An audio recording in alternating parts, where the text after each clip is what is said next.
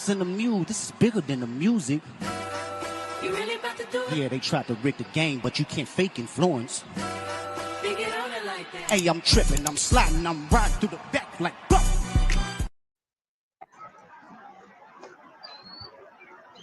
All right, we're back for another episode of Something for the Culture. I'm your host, Jazzy J. Tonight, got a special co-host with me. We got Midge from 2.5 Guys Podcast. Hey, Midge. Hey, what's going on? What's going on? What's Glad to be going here. on? Welcome to the culture. Finally got you over here. Finally got me on here. So tonight we got another special guest. Okay, y'all might are familiar. Y'all might have seen him on Do the Knowledge radio platform. None other than producer, writer, platform holder, Staxx. Welcome to Something for the Culture. How y'all doing? I'm God's favorite. I'm here. Talk to me nice. What's going on? Finally got to check out the movie, man. Right. How did that come about? Right. So a collection of contradictions just came about. Where I just thought about how a lot of times a woman will say that she don't want a man that'll cheat, but then she'll let her friend cheat, right? She'll still be with a friend that's cheating, right? Or right, it's like that's a whole contradiction. Or in the movie, if you watch, my little Spanish friend was like, he was like, yeah, you just now knowing that? Yeah, everybody know my mom smoked crack. Why you think I don't be in the house? But then he out here selling crack, right? Like it's like you on both sides of the fence if that's the energy that you pushing out there. So, I just wanted to make it something that became real and just push the message that, a lot of times we all be on both sides of the fence in one way, shape, or form. Absolutely. That was my favorite part when he was like, man, smokers, no smokers. He's like, you right. Yeah, Let like, me ask you this. What initially sparked your interest in acting and writing? Well, I'm not an actor. Writing, I've been writing so long. It was a music thing. And then after working on movie sets, so if you watch different sets like Power, it was a show called For Life that 50 Cent executive produced or whatnot. Ray Donovan, the Wu-Tang Story. I worked on so many of these different movies, and I just realized at one point or another that there's no real money in the music industry. So I said to myself, if I use the music that I'm writing and I use the actual artist that I'm working with to put a movie together, how would it work? And my bro T Gutta and another kid, my man Spotlight Breeze and whatnot, he I pitched the idea to them to see how they felt because they the artists. And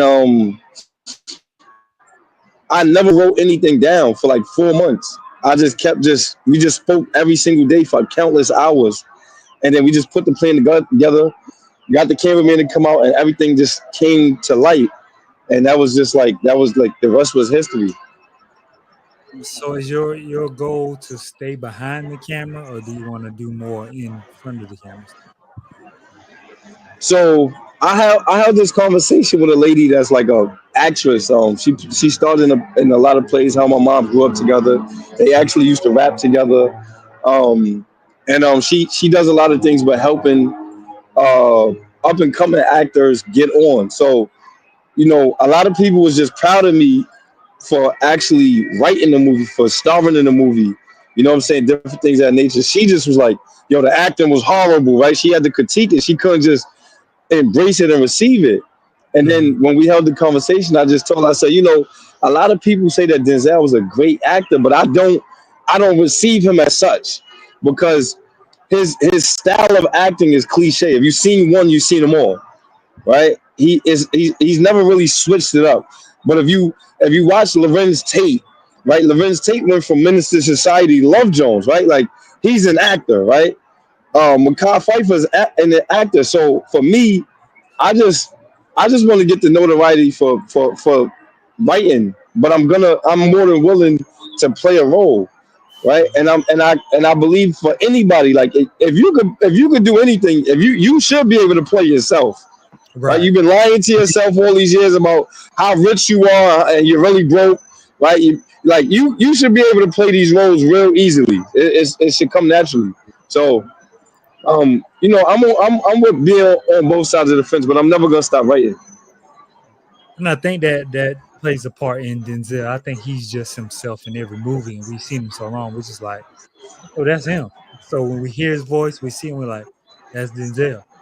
So it's Yeah, technically, I like him. I yeah, think he's a dope brother, but like as far as like I said, as far as range. acting, he's Denzel. Like Right, right, he's Denzel. You know what to expect from him. right. He's gonna be him. Right. Gotcha. So, what role Right? in this movie do you feel like pushed your writing boundaries to the limit? It was no role that pushed my writing ability to the limit because um overall I had wrote the movie in my head.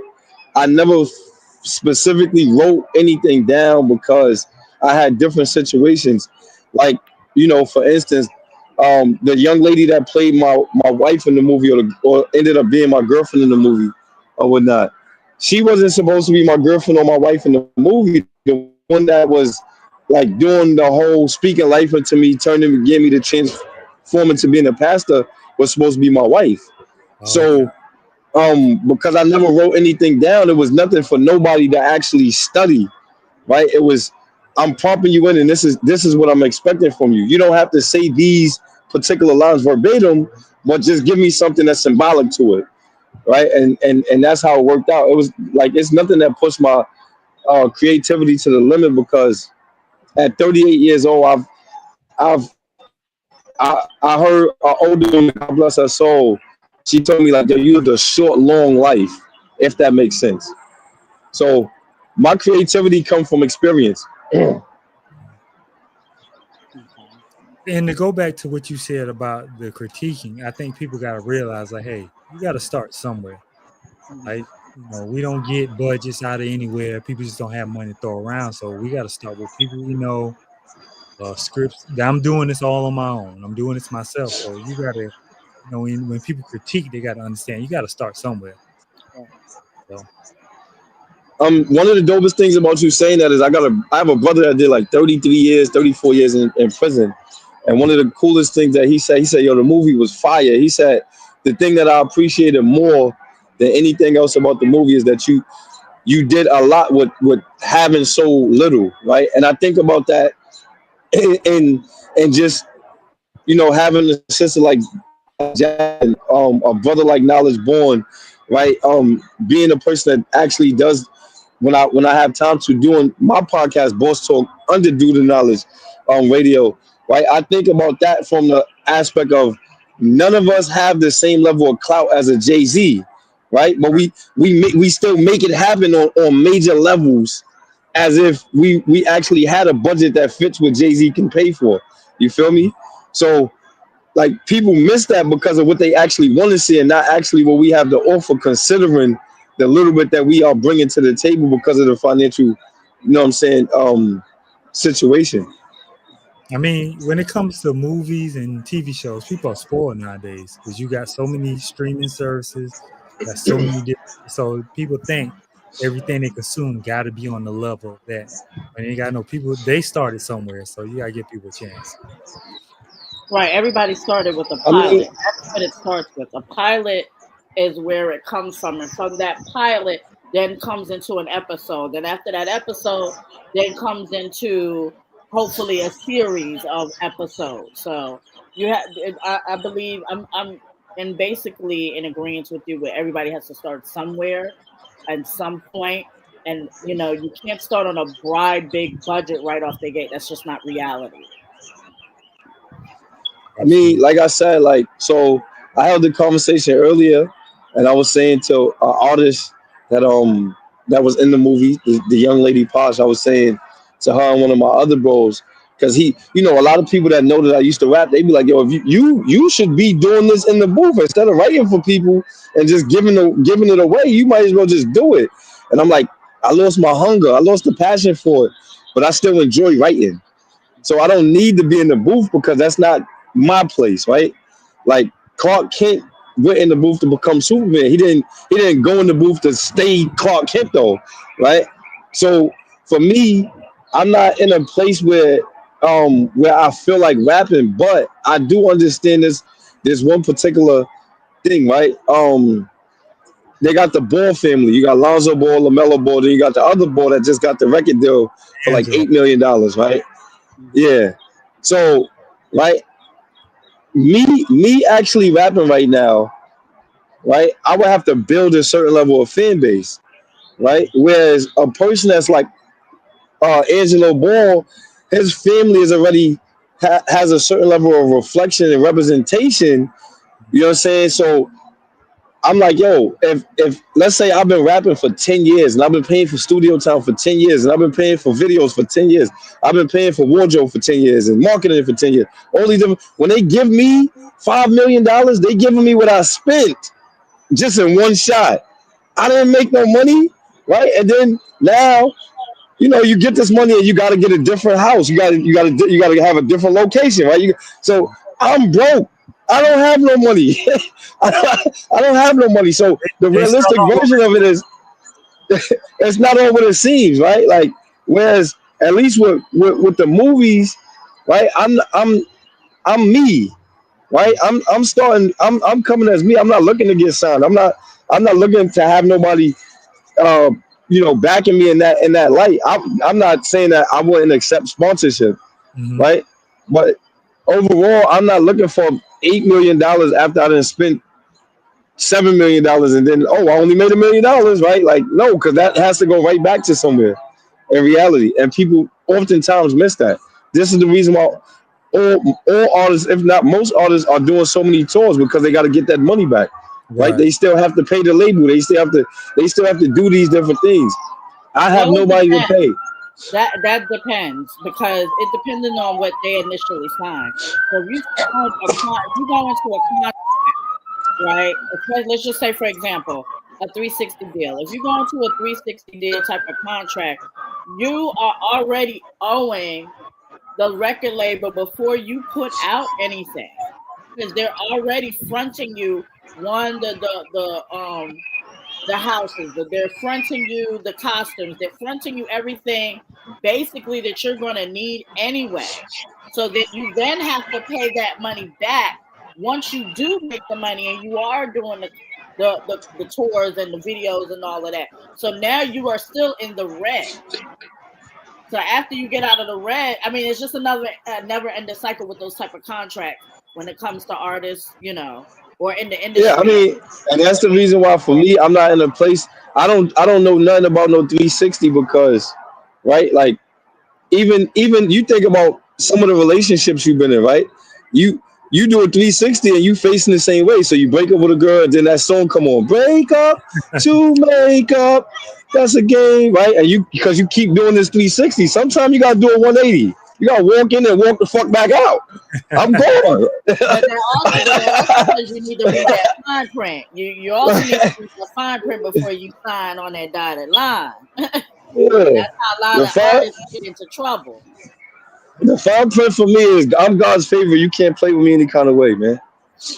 Are you looking to expand on this collection of contradictions? Because there's still some stories that are open and that could carry on. Um, so so at this moment, I'm actually working on a movie. It's called Same Hustle, Different Product. Okay. And um, that movie is particularly for me. It's gonna be more about the message. It's not really about the movie itself. Um, I think that we have, as a community of people, as a society, and as a culture, right? This is something for the culture. We are the culture, right? And Absolutely. the overall reality is a lot of times we've chosen the wrong OGs to idolize, right? I said this plenty of times We on still do. Boss Talk. I said this once or twice on something for the culture years back, right? I'm 38 years old. The first person to snitch wasn't my age, right? But it was an older dude that made the rule and broke the rule, right? So and then you got everybody else that's trying to live up to this fictitious standard that wait, hold on, who set the standard? What does this really mean, right? Right. Everywhere you go in life is gonna be a different standard. There's gonna be a different set of rules, right? You go in corporate America, you're no longer a snitch, right? But when you're in the streets, you're a snitch. When you go to jail, you're a snitch, right? And then those same jail rules that you try to follow, when you come back to society, the person that was 7 years old is now 11 or 16, right? And he don't even know who you are, right? So it takes for somebody to be like, nah, you know that's Staxx. Like he was right. He used to take you to the store, right? And with those things, it becomes a situation where, for me, I just want to give the message that it's everything is not always what it seems, right? And then and right at the end of the day, it was a time when we was out here chanting Black Lives Matter, but it didn't matter to us when we was killing each other. It still don't Right? matter. Right. It still Now don't. I'm not disputing that part. I'm just saying overall, right? We're not chanting it now though. That's the difference. That's the difference. Now we're not chanting it. And right? At that time we was chanting it based on police brutality. Right? Like police it hasn't stopped. And the realistic version of it is, I said this to somebody the other day, they wanted to give us silly feedback, but I just was like, all right, cool, if that's what you believe. I remember growing up at 10 o'clock, you put the TV on UPN 9 and said, it's 10 p.m. Do you know where your kids are, right? And it was it might have been 3 white kids on that station and 1 black kid, right? Right now, every time that you turn on Instagram, there's somebody black kid missing. All these damn cameras around, and there's all these people fucking missing? How? It was no cameras around, and nobody kid was missing. You wanna know why? Because we, as a community, as a culture of people, took care of the community, right? But we've stirred away from that. Well, right? I mean, you know where that has unfolded into the community now does not have a lot of elders in it. The community now is a lot of children having children who are irresponsible. So now the community is now broken. It's not that though, right? Because you gotta be mindful of this, right? Like, I still go to my old neighborhood. I'm from Harlem. I'm big Harlem. I'm the president of Harlem. I'm just God's favorite on earth. It's just different.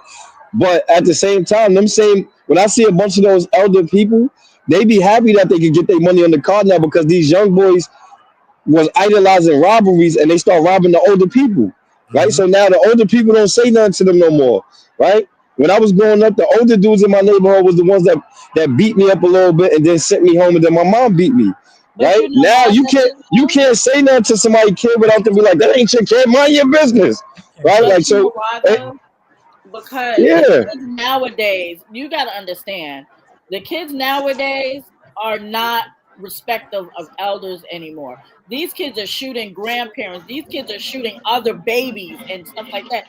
The youth now is totally screwed up. This generation. So now those elders are scared to even say anything now. I just said, that's what I just said. They scared to say something because first it starts with. So this is what I learned, right? And I say this to everybody, right? They say it takes a village to raise a child, right? The village starts with the household, right? Right. Then the community, and then when you go to school, that's a different level of community. And everywhere you go, there's gonna be something different. You can raise your kid all day long, listen to gospel music. Oh, happy day, right? They listen to Kirk Franklin. They know the songs verbatim and all that. And then when they get out the house, the drill rap is gonna come on. When they hit the store, bing, same bing, right? So they start to hit all of this different stuff, right? And then now they're picking up the little slang. It's not always gonna be, well, God said this or Jesus said that. It's gonna be, yo, what up, my nigga? Right? Because this is because the village just starts with at home, right? Everything else is was surrounded by that kid. And overall, I remember I always say this like DMX. I chilled with DMX in the studio back in 2003, right? DMX, we had a long conversation. He didn't bark at me, right? That's his character. Hmm. Hmm. But I understood the difference, right? People don't teach their kids the difference. So now, when you see these young girls out here twerking at 11 years old, right? You got them all in the TV, and they think that shit is cute because you ain't really saying that's not who Cardi B really is, right? She Right. probably does cook. She probably right. I don't know, and I don't care because I don't care for her. But overall, right? They not teaching them that no, that's her character, right? Right, That's her character. Like right. But that goes back to the DMX saying real though, name was stop Earl relying. Simmons. But see, that goes back to the whole thing about people relying on these celebrities as go-tos, and they're idolizing them. When at really you should be listening to your parents at home, who are also supposed to be putting that and instilling in the child that hey, this is a character, this is real life, and breaking everything down for that child. So that go again. It just ties into everything that you were initially saying. It starts at home. So for us Yeah, in that's a fact. this day and age to be idolizing celebrities and looking up to them and blaming these celebrities who are working because that's a job for them. They're making money for their family to promote this type of music to our children. It's our job as parents to hey, this is not this. This is entertainment. This is that, and this is that. Yo, listen, let me tell you something, man. Right? One thing my mom told me when I was growing up is if you know them rap songs like that, you better know your schoolwork like that, right? Absolutely. Right. I had my mom in school so much you would have thought she worked there though, right? When I was growing up, my mom never let me play with a water gun, a BB gun, a cap gun, right? None of those, like none of that. I'm 38 years old. I really don't like guns, right? If I gotta do something to you, it's up close and personal. So I will cut you. Right? My mom used to we go to the hospital. I had asthma growing up. We go to the hospital. My mom's stealing the scalpels, she's stealing gauze, she's stealing band-aids, right? So when I was 12 years old, the battle rapper K Sean, his real name is K Sean. Him and his little team tried to jump my younger brother. I left the house at 6:30 in the morning. Mind you, I gotta be at school at 8:45, 9 o'clock. I'm in junior high. I leave the house at 6:30 in the morning because I'm like, oh, they think I'm playing. Like, I just left that school. They don't remember me, Hmm. right? Get up there. I ask him, who K Sean? And the little Spanish dude is like, yo, why you asking about my man? So I cut him. Boom. Right? When I cut him, I go to school. I'm 12. I don't think nothing of it. I put the scalpel in my pocket. I get caught with the scalpel. I get locked up for it, right? So, right? But we in the worst ever of kids just being allowed to play with guns. Being Hmm. allowed to, like, my mom didn't start smoking with her kids till they was like 18, 19 years old. These parents is out here smoking with their kid. Yo, yeah, go give me an eighth. Absolutely. You know what I'm saying? Like, and you like, what? But you know where I could get some roll up at? 14-year-old kids just running around with that shit. And that shit is just like, we went backwards, man. So, like I said, for me, I'm in a place where am I gonna do something else in relation to a collection of contradiction? Hmm. To answer your question, my brother, I'm gonna get back to it when I get back to it. You feel me? And it's gonna complete that particular storyline Mm. if that's what I choose to do. Okay. But overall, my next movie is more about the message. You feel me? Is we can't act like we doing a service to the community if we doing a disservice to the community, right? And Absolutely. that's just what it is. So let me ask you this: how did you approach your character development and helping them embody their role for, like T Gutta's character, Vanity's character? So T Gutta, I've been knowing T Gutta for like 5 years, right? And like T Gutta is from Trinidad, but he's a shit talker and he likes money, right? He's a survivor. He was raised in the grimiest, gutterest parts of Trinidad. Mhm. So coming to America, what I'm saying? Like he's had to survive Trinidad. Now you come to America where you have a certain level of freedom and you see Jordans, you see these different things, right? And he still takes care of his mom and sends money back home and does these different things, right? So I just allowed him to be him, right? Like and understanding like, oh, this is what you truly are, right? Mhm. Vanity, I didn't know what character she actually was supposed to be or role she was supposed to play, to be honest, because uh I literally met her the day that she came to star in the movie. Like literally, right? Um the dude that was her manager, his name is 21. Shout out my man 21. I met him 2 weeks before he brought her to me. And we only spoke 2 weeks before he came and took the role. I didn't know them. Whereas, the other characters in the movie, like Posh, me and Posh was building a friendship, so we actually spoke consistently and different things of that nature. Uh, who else? My man Matt and I, we met on Instagram.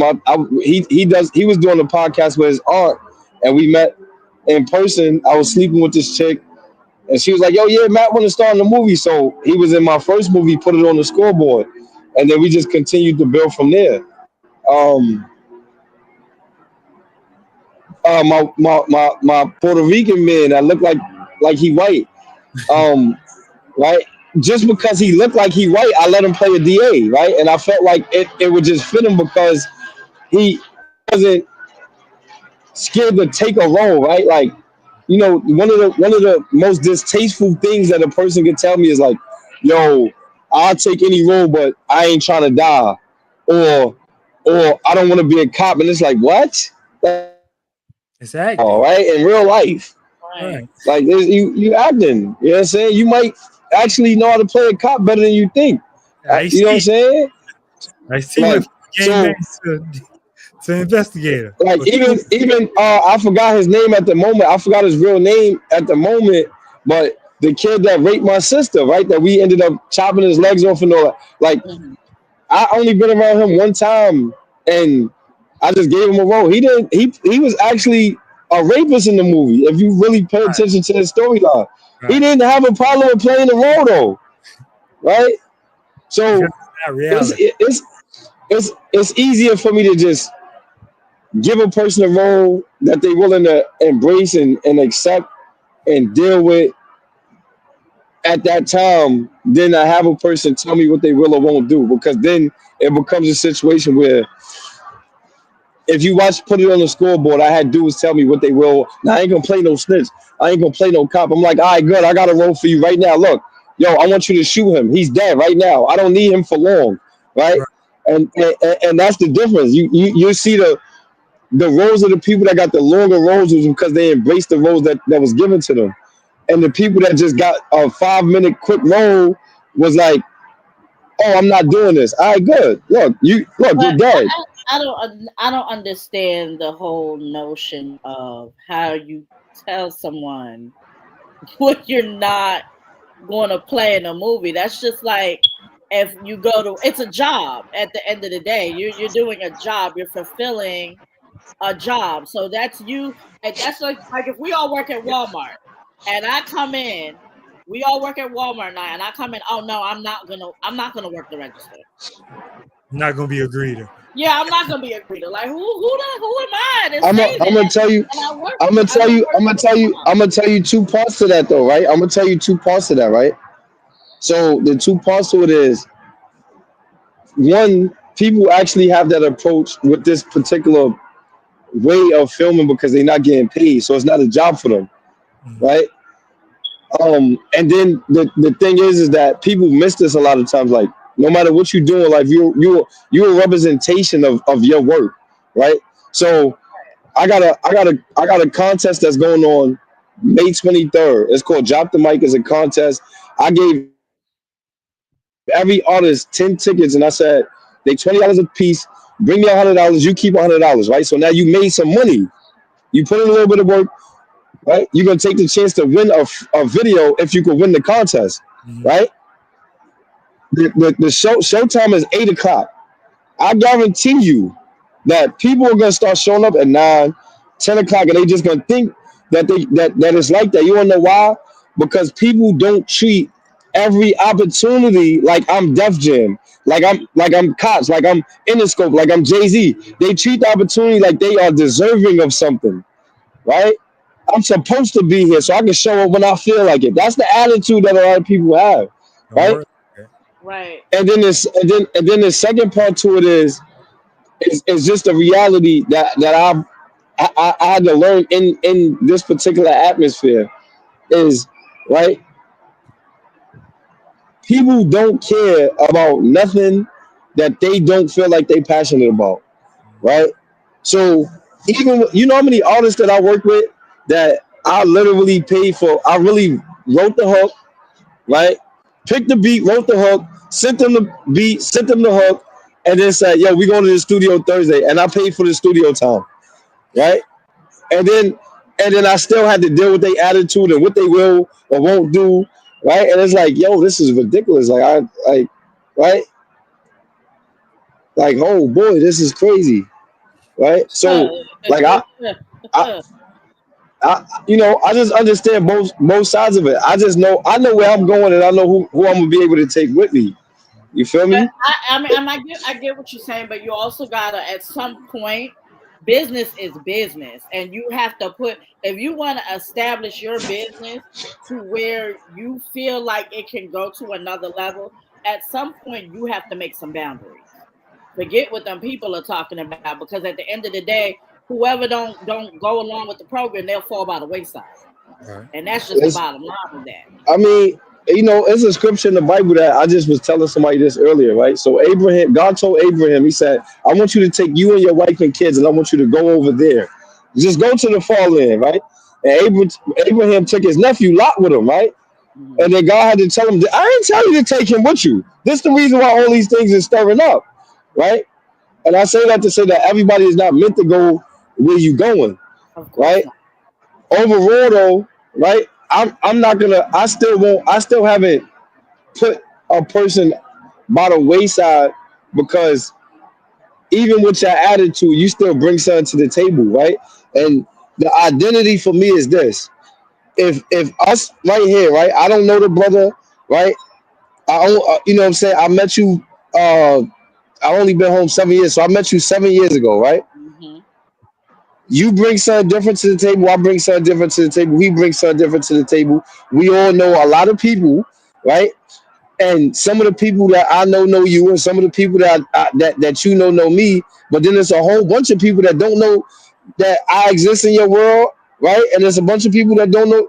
So with Right. that being said, this right here is called networking a fan base, right? Right. They're gonna want to get to know me. They're gonna want to get to know Jazzy J. They're gonna want to get to know the brother. You know what I'm saying? So like everybody that I'm surrounded by, I didn't get those 58,000 views because of the other people that was in the movie not promoting, right? They played the role of how many views came up. You know what I'm saying? Maybe me having the outlet to being able to come on do the knowledge radio or something for the culture or this one or that one, because I did like 9 podcasts to promote that movie. You feel me? And that played a role in the views going up or whatever. So Right. right, I don't I don't automatically look at people and be like, you you have no place with me because of your attitude. I just look at them and say, God, you feel me? Hmm. Like I gave you a shot. I don't know if you took the shot and drank it or if you took the shot and passed it to somebody else. But Gave it to you. I know I gave it to you. You feel me? That's just what it is. Like you can't you for me, because I'm God's favorite, I know that I'm worth the investment. And the people that I'm surrounded by, they got to look at themselves and say the same thing about themselves. Right? I'm worth the investment, and I'm willing to put myself in position to prove that I'm worth the investment. Like, I wanna say this for those who are just either tuning in, or will go back and watch the playback on this. So the title, a collection of contradiction movie, right? So the meaning behind contradiction is a combination of statements, ideas, or features of situations that are opposed to another, right? So basically, that's what this movie is about. It's different scenarios going on within one huge story. There, and then there's an outcome for each story. So that's basically what this movie is about. So when you do one thing, because this is the moral that I got from the story, from watching it. When you do one thing, this is what your path is going to lead. This is the end result from that path that you created. And that goes for each story. Even down I mean, to, so I don't want to tell all of the story because I want them to go watch it. no, but I'm gonna say something to you, right? That's like, so it's also perspective, right? Mhm. And right, like I always say this, like loyalty is based on perspective, right? Mhm. There's, we may have similar qualities on what loyalty is to you or me, but your perspective is gonna be yours. Mine's is mine's, right? Right. It's up to me to live up to what my standard is. It's up to you to live up to what your standard is. And when you deal with other people, you have to give them the space to know what your standard is, so that they can actually try to fill those particular shoes. But if I don't know what your standard is, then how do I live up to it, right? That's true. But then there's another side to it that people miss, and I think that like only one person caught it. Tanika said it. She was like, so my character, though I came home as a pastor, I still had one foot in and one foot out, Mhm. right? Yeah, I didn't want If you watch, to give that up. no, it's okay, it's okay. Like we got 59,000 views, right? Like that thing is still going up, so it's okay, right? But it's a part in the movie where even though I came home as a pastor, I still said these words, right? Right. I said, God forgives, I don't. Now I'm a pastor saying this. That means that Right. I'm still who I am, right? I may be a pastor in title, right? Mhm. But I'm still who I am, right? And oftentimes, this is the one thing that I learned. If I decide right now, I don't got no beef with nobody. I'm a vegan, right? And now if somebody got some beef with me, I don't know about it, right? I got haters. We all got haters. There's somebody talking bad about me. Like I'm cool with that, right? But overall, the whole thing is that when you have beef with somebody, your beef turns into way more when you start getting money. When they know you got some money, they Mhm. they you got to kill a name before you kill a person. So if I kill Staxx, I'm famous now, right? I'm the one that killed Staxx, right? Nobody knew the guy that killed. Oh, did he freeze? Mhm. Nobody knew, you know, the whole storyline behind Huey P. Newton until they actually did the research. Oh, his cousin told on him, right? Cousin famous now. Oh, you done set Huey up, right? That's big Huey, like, bro. So the more famous that you become, right? Jay-Z said, and he said this in the 90s, I believe. He said if I kill you, I'm brainless. If you kill me, you famous, Mhm. right? So I don't want to do this, but you asked a question about the collection of contradiction. It's gonna be a part two. I didn't want to say nothing. I didn't want, you feel me? I didn't want to spoil you. You feel me? Like I didn't want to spoil you. Like I I got didn't want to ruin it for the yeah. fans and all that. But you know what I'm saying? Like, You being an but it's avid gonna be a movie part watcher, two.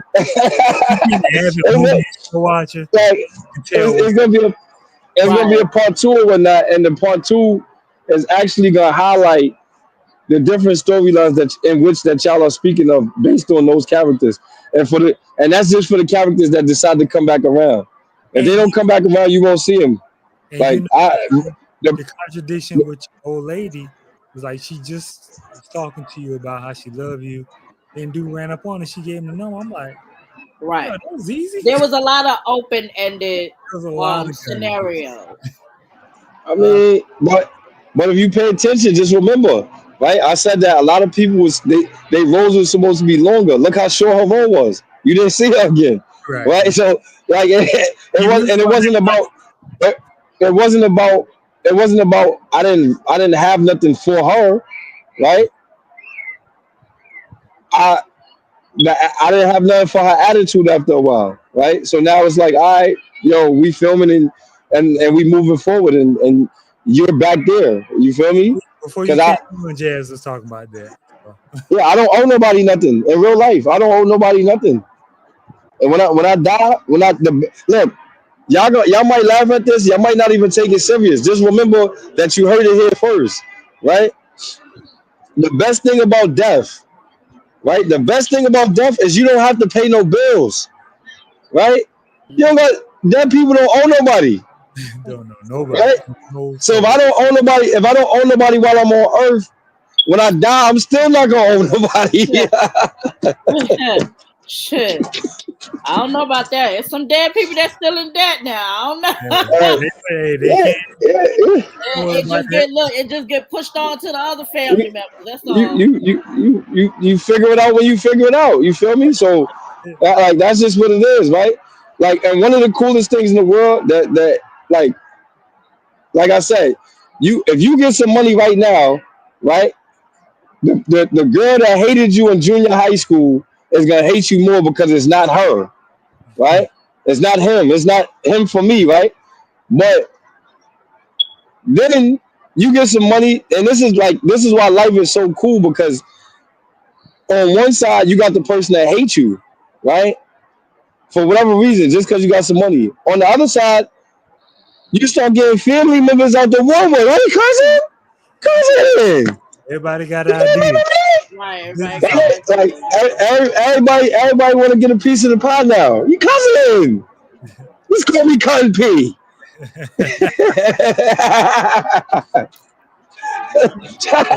everybody got a business like, Okay. like but like I said, some people, you know, y'all gonna see some people in the next movie in okay. part two, and it's gonna be people that you don't see, and I'm really truly okay with that because, like I said, I I passed the rock. I passed the rock. You didn't take the shot. You passed it back, and I'm like, the winners want the ball, and I'm a winner. Question for you. Did you purposely do it that way to where we couldn't get attached to a character just in case something didn't work out with him? What character? Who character? No, like the characters in the movie. Like I think you he's speaking in general, like any of didn't them. get attached to any one person other than your character. Y'all wasn't attached to me. Let's stop playing. So, Man, so, man, like, so, right? Here's one of the craziest things in the world, right? I filmed it the way I filmed it according to what I saw in the moment, Mhm. right? Um, One of the things that people are starting to aggravate me by asking, right, is why haven't I jumped into actually telling jokes on set, like on when the camera's rolling, right? Because to somebody I'm a comedian, right? But to somebody else I'm funny. I don't. I'm not gonna say I'm not funny. I'm probably funnier than your favorite comedian, and to be honest, because I haven't written a joke. I just tell them, right? But at the same time, I only could work with what I could work with, right? Right, So you can't get attached to something that is just not there, right, right. Right, right? right. Like some people have it and some people don't. Like, you know what I'm saying? Like I believe that you, even though you calm core and collective, you getting your Bobby Brown on and all that, right? I think I think you got a welcoming personality, so it's easy for people to be like, nah, I like him. You feel me? Like even with Jazz, like right, like I said, I met Jazz. I'm fresh home off of bed, right? I came home February 12th, 2018. March March March 5th, I believe, was her birthday, and it's like all everybody on, hey, right? And it's like one day she just was like, she called me because I'm still don't know who this person is, right? So it's like, hey, what's up? I'm your sister. Boom, boom, boom, boom. And then we start building this bond. And then one day she hit me up and was like, yo, I got a podcast. I want you to come on. Mhm. Right. And I did the podcast with her and her other her ex co-host, right? Mm-hmm. The ex. He I don't know. I'm funny and disrespectful at the same time. So he looked like the clown from Spawn. He had the little hair and shit, little fat boy and all that. So I guess they had a little fallout or whatever the case might be, because he was feeling her. She's sexy and all that. Hey baby, what's up, girl? You know what I'm saying? And when he couldn't have his way and shit, you feel me? Like he, you know, they parted ways, but something for the culture was Jazzy J. It wasn't him. Right, You right. feel me? So Oh, once I came on there, and I shed light and different things of that nature. I got a bunch of DMs and yo, you mad smart? I didn't know that and all this bunch of nonsense. And then she introduced me to Knowledge Born, and me and him held a conversation. mm-hmm. That was my first ever YouTube interview. The Power of Reinvention, still on YouTube till right now. And then at the end of that, I was like, "Yeah, we could boss talk." And he was like, "Nah." He was like, "That." He was like, "That's you. You're gonna. I'm giving you that, right?" And Right. so, like I said, like I, I guess it's easier for me to be who I am because I'm. This is who I am. This is my character, right? I'm Staxx. I'm Staxx in real life, and I was Pastor Staxx in the movie. My name there. I'm still who I am. Right. It didn't Right. You change. feel me? Like I'm me. So I think that's what it was. Like you can't. They just didn't have it, man. They ain't have it. I got you. I got Like, you know what I'm So saying? You go in the candy store. You go in the candy store, and you got to settle for a Twix because they ain't got Snickers, man. You feel me? They ain't got it. You you. know Yeah, what you I'm gotta saying? make it work. You still can make it work though. So I want to give you this opportunity, Stacks, to give any maybe shout outs to your people, anybody you work with on the movie, or anybody in particular, before we get up out of here. All right. So shout me out, man. My name is Stack Shook Knight, man. Come to Death Row. You know what I'm saying? Come to Death Row. Y'all here chilling with that Mount Vernon dude going to them Diddy parties. Ain't no baby on you over here, man. We ain't got no baby on you. You feel me? Allegedly. Allegedly.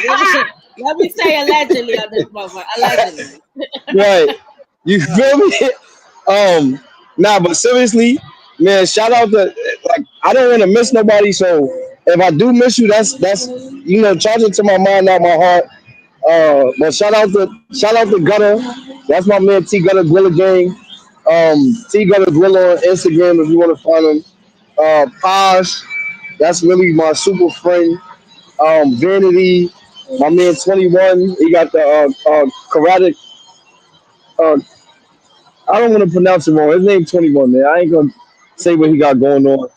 Shout out, shout out my man Knowledge Born. Shout out Jazzy Jason for the culture. What's your name, bro? Miz? They call me Midgie, but Midgie. it's a childhood name. Oh, Midgie. Yeah, but I'm All right, 6'6". shout out my man. Shout out my man Midgie. Shout out Knowledge Born. Y'all get ready for some Boss Talk stuff. We got some things that's coming in the making. Y'all look forward if y'all in the New York area. Give me what we in May. Give me a whole pregnancy. Give me 9 months. I got some in this. I got some cooking. I got some cooking. I ain't talking about a baby. Feel me? I'm talking about like I got some cooking. Real work going on, man. We about to go to the moon. Shout out to my man, Greens. That's my man. That's the cameraman on We Two Films. That's the dude that what I'm saying. He make stuff look more than what it is, right? Like he makes it look different. Feel me?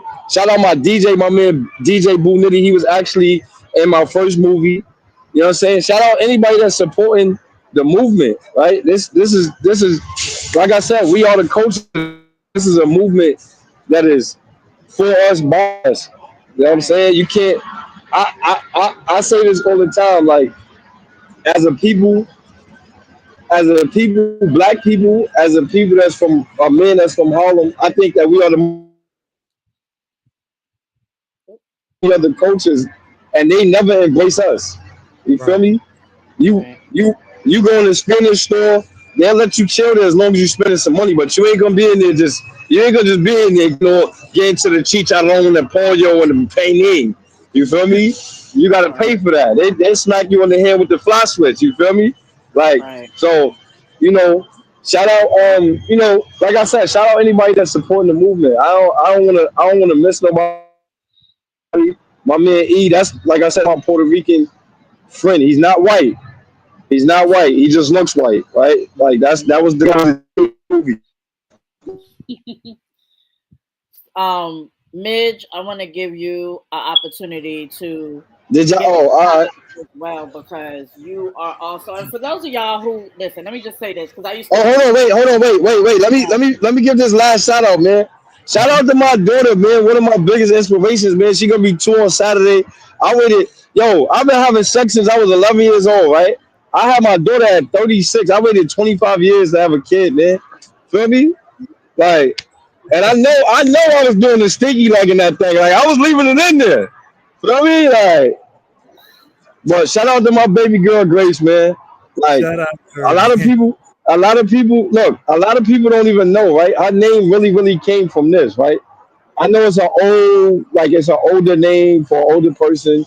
Um, if you ever watch All American, I didn't get her the show All American because it wasn't a thought when I was thinking about her name. But the Mhm, mother on All American name is Grace, and mhm, then Spencer is a character in the movie, but he dated a girl named Layla.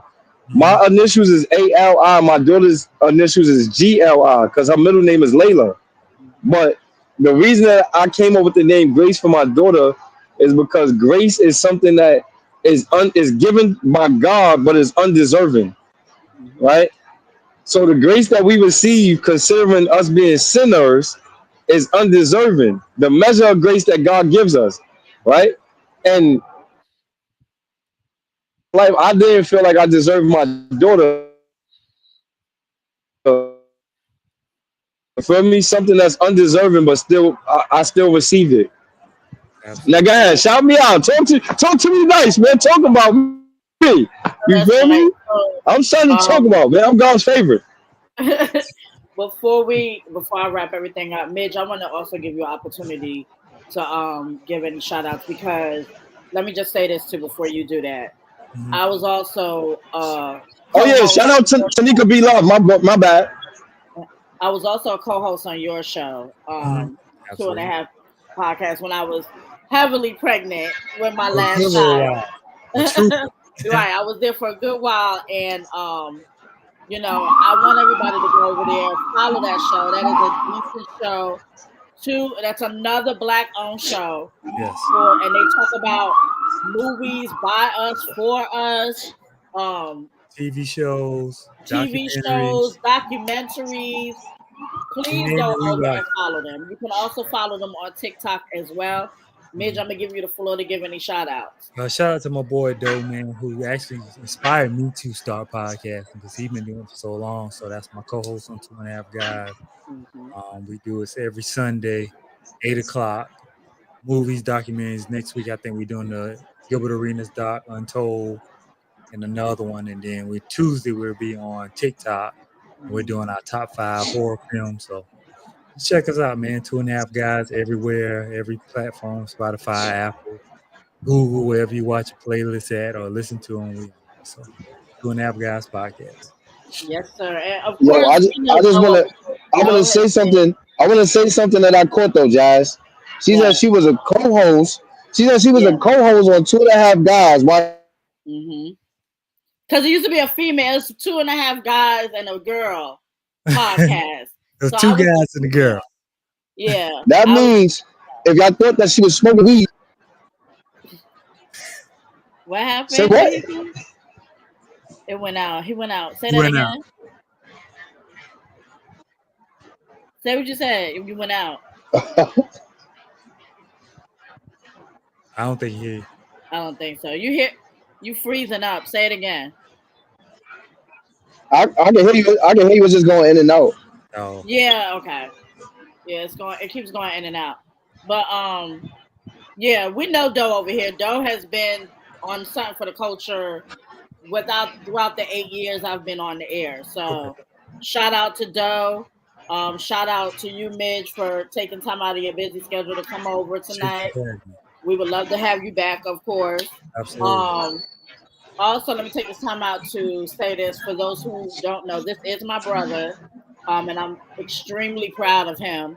This is his third movie, and y'all could go over to YouTube and watch all three of those movies. I'm so proud of the work that he is doing and putting in, not just with the movies, but with Boss Talks and where I watched the beginning of that and where it has gone to. now extremely proud big sister. Like so proud of him, just be doing and living out his goals and dreams. Also very proud of him, of the father that he is, because he is an amazing father for those who don't know this man behind the scenes and just know him from social media or from the movies that he does. Extremely proud big sister I am for him being the father that he is. And shout Yo, out why to you keep my saying? Why you keep using the word big sister though? because I am You just your you big just the oldest. sister. I am your You big not sister. I'm you older than you. you my old Here you we the go. older sister. You ain't the you the I'm older not using sister. the word older, sweetie. I'm gonna say Yeah, big. you the older sister, and I'm I'm talking big. like I'm that. big I'm stepper. t- We gonna say that. I'm big stepper. like Big I'm trying. stepper.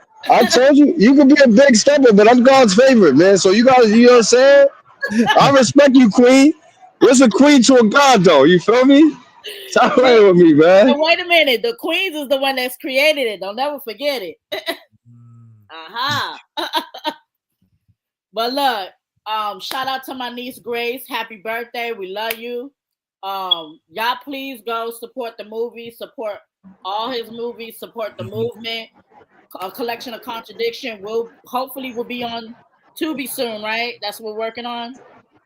I mean, I'm pushing, man. I'm pushing for all my movies to make it somewhere, right? Like the for me, honestly, if I could create my own Tubi, my own Netflix, my own, like I'll do that. Like so, it's like I can see the bigger picture. I'm Right. not in a place where the one thing I learned is I learned a lot, but one of the biggest things that I'm learning is Oh, kick in. movie and just being satisfied with that, or trying to get your movie on Netflix. Like you're really catering to somebody else's baby, right? Right. You gotta take care of your own baby. You feel me? Like so, I'm not in a place where I want to take care of nobody else's baby and keep their baby fed and growing. Nah, I got big stuff going on. You feel me? So it's like, why not? I can't tell y'all what I'm doing, but I can tell you I'm doing something. I know that's right. We'll see it when it comes Feel me? out. So, right, and we'll see. Listen, we'll see y'all. We'll see you in the movies. Period. We're gonna keep it like Right. that. Absolutely. So next Friday, y'all, is gonna be a special episode. I have Big Veg coming on the platform. 20 years in the industry. This man, like, serious. It's definitely gonna be something serious Friday night, 8 p.m. Y'all tune in for that. Of course, again, we're gonna return next Monday also with another guest. We getting ready to get out of here. I'm Jazzy J. Midge, thank you for coming. Big bro, love you. We getting You ready see, to you get understand? She switched that up. You saw that, right? She switched that up. Big bro. You understand who God's favorite is? we out of here, y'all. See y'all Friday.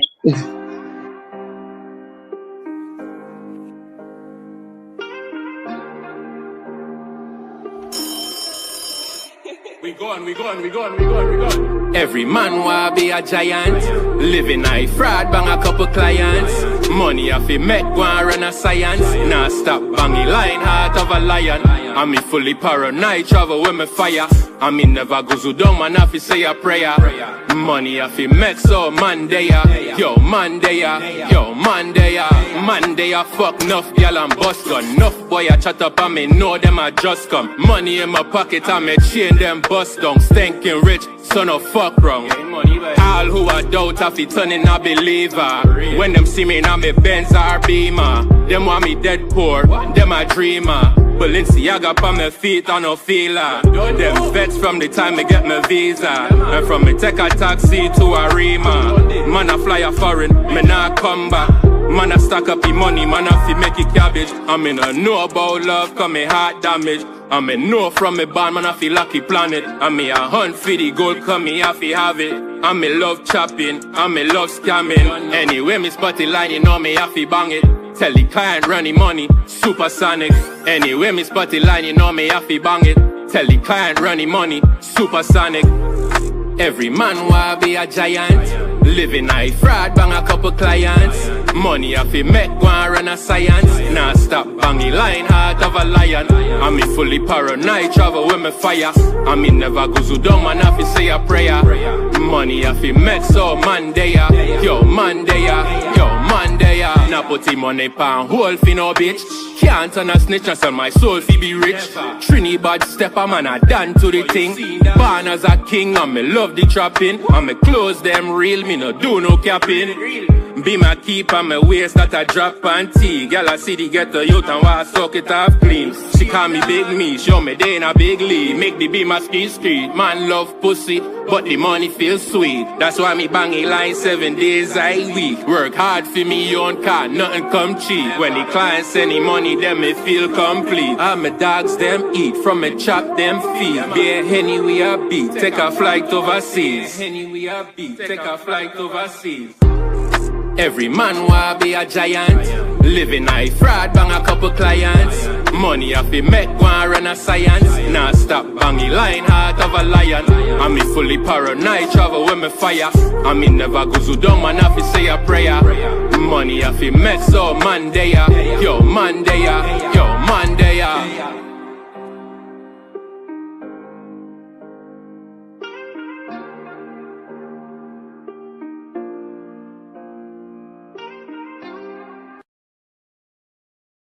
40 acres in the mule. This is bigger than the music.